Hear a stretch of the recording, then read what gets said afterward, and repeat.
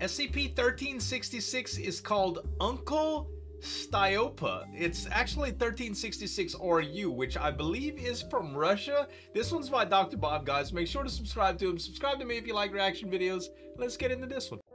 The young woman looked again at her map, turning it this way and that, trying to figure out which way she should be going. I like GPS. "Excuse me, sir?" she calls out to a passing man, but he pays her no mind. A woman walks past and stops when the woman tries her hand at the local language. "Bud, Laska?" "Da?" the woman asks her.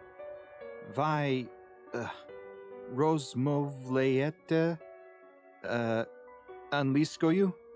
"Yet," the woman replies before continuing on her way. The young woman feels that this is hopeless. Wow. Outside of a few phrases like hello, goodbye, and where is the bathroom, her local language skills are sorely lacking. Sure. She's still at the beginning of her grand trip of Europe that saw her starting on the eastern side of the continent with the plan to travel westward and finish her journey in Paris. She's traveled a bit before, but here in this Ukrainian city, she's realizing that she may be out of her comfort zone. Sure. This trip is very important to her, though. After her parents were killed in a car wreck, she was paralyzed with grief and barely left her room for months.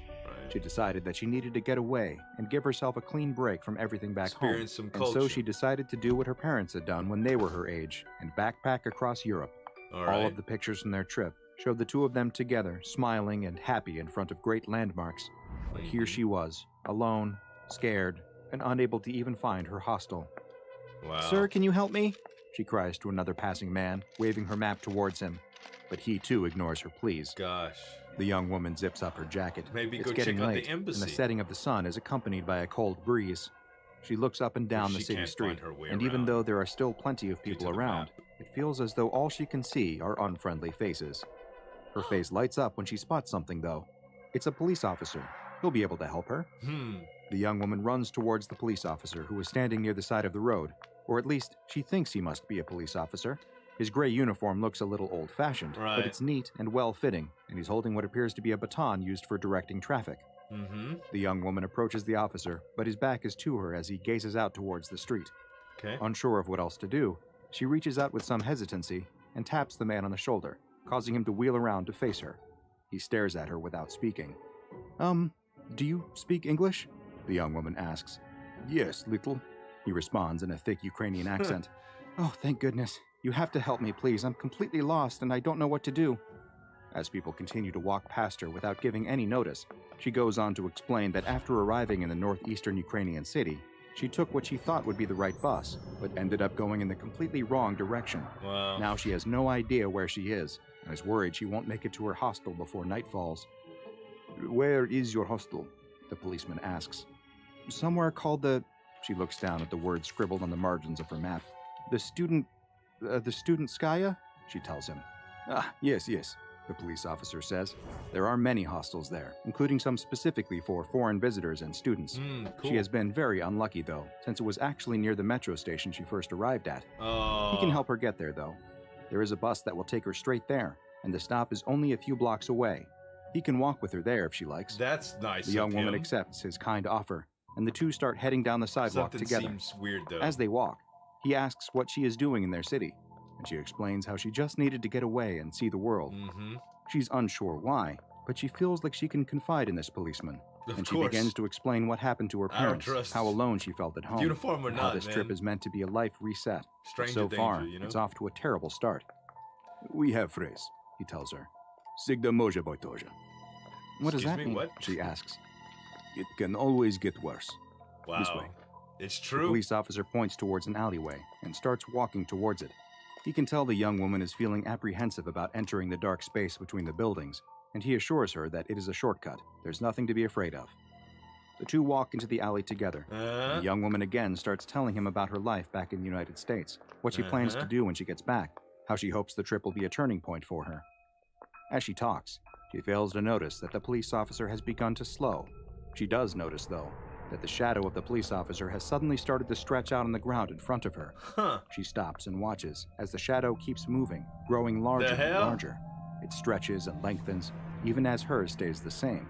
She also realizes that the sound of the policeman's footsteps have also stopped. Right. She slowly turns to see it standing in the place where the police officer should be. A grotesque, horrible sight. A massively tall creature with long, disgusting limbs.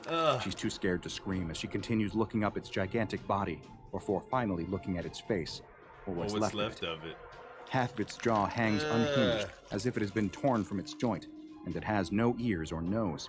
She trembles in fear as she wonders if whatever this thing is can see her, since it also has no eyes.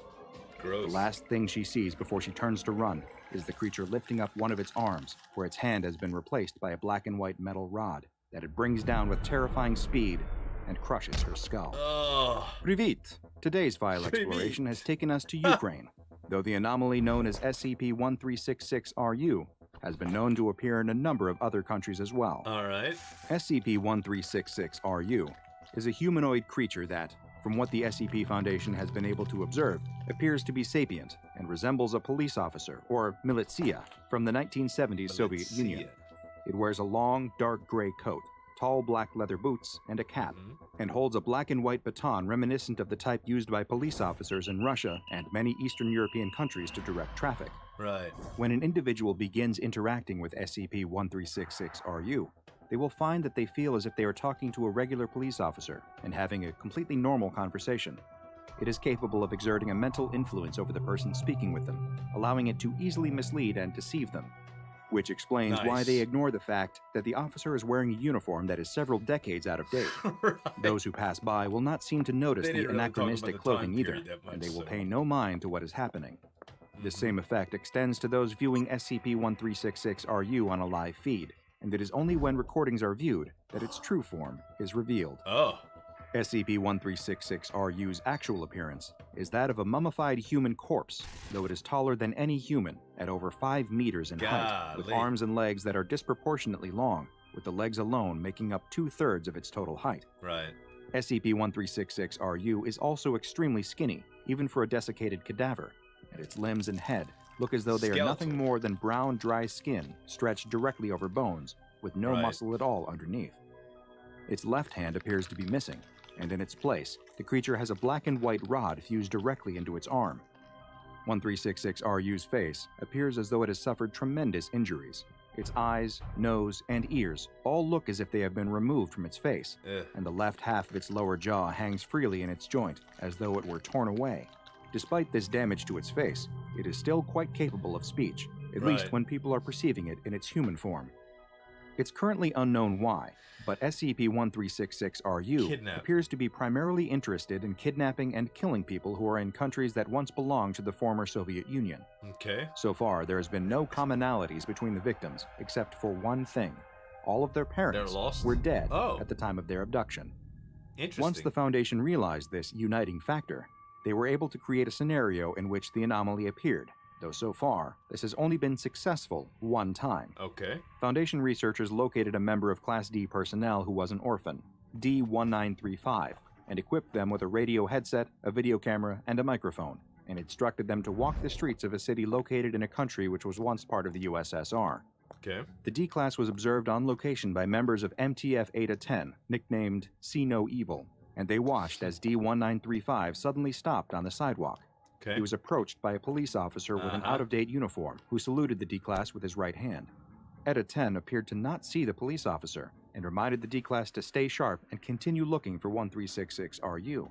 The police officer spoke to the D-Class, though only in mumbled, broken words, as if something had rendered him unable to speak. The recording equipment captured the D-Class seeming to have a one-sided conversation with the policeman, where he insisted that he wasn't lost, and that he was actually out walking with his mother. Or rather, he thought he was out with his mother. It seemed to the D-Class that she had just left, and he requested the police officer's help in finding her again. The officer then took the D-Class's hand and began leading him away, eventually taking him into a dark alley. All the while, Eta-10 seemed completely oblivious to what was going on. They didn't even realize that D-1935 had left until the two disappeared into the alleyway. They began searching the area, but they were unable to locate the D-Class anywhere. It was as if he had been there one moment and then simply disappeared. Luckily, D-1935 had also been equipped with a GPS tracking beacon, but when Eta-10 looked at their locator, they were convinced something was wrong, since it showed that the D-Class was now over 5,000 kilometers away. A nearby containment team was sent to the location being broadcast from D-1935's tracker, and they arrived roughly 2 hours after his disappearance. When they got to the location, they discovered that it was coming from a very strange place, a cemetery. The team cautiously entered the cemetery and began making their way in the direction of the beacon, unaware of what they would find. When the GPS locator finally signaled that they were in the correct position, they realized that they were standing directly over a grave. Specifically, a grave belonging to the mother of D-1935, who had been dead for over 50 years. What?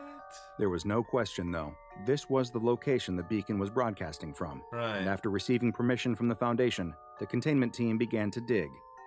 When the coffin was finally revealed, the team readied their weapons, unsure of what they might find inside. But when they opened its lid, they saw that their guns weren't necessary. All that was found within was the mummified body of a woman.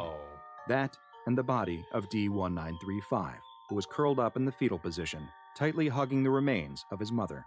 Following this event, the parents of other suspected SCP-1366-RU victims were exhumed as well, and in each case, the missing person's body was found inside, alongside their deceased mother or father. What the heck? SCP-1366-RU, which has been given the nickname Uncle Styopa, a play on a popular Russian children's character, who is an extremely tall policeman, has so far eluded all containment attempts, and it has been classified as Euclid. Disappearances of those without living parents in former Soviet Union countries should be investigated to determine the involvement of SCP-1366-RU. Any recording devices in the area where they disappeared must be checked, and should they contain any images of SCP-1366-RU's true form, then they are to be immediately confiscated and destroyed. Now go and watch another entry from the files of Dr. Bob, like SCP-1098-RU, the Theater of Living Puppets, for another anomaly from the Russian SCP Foundation. Very, very interesting. I kind of like freaky ones like this. They, like, not overly crazy, big, huge monsters and stuff like that. Just very, very strange happenings like this. Things that can really happen, you know? This is very, very cool, guys. Make sure to subscribe to Dr. Bob. Subscribe to me if you like reaction videos, too. Thanks so much for watching. As always, this is Zueljin signing off. We'll see you next time.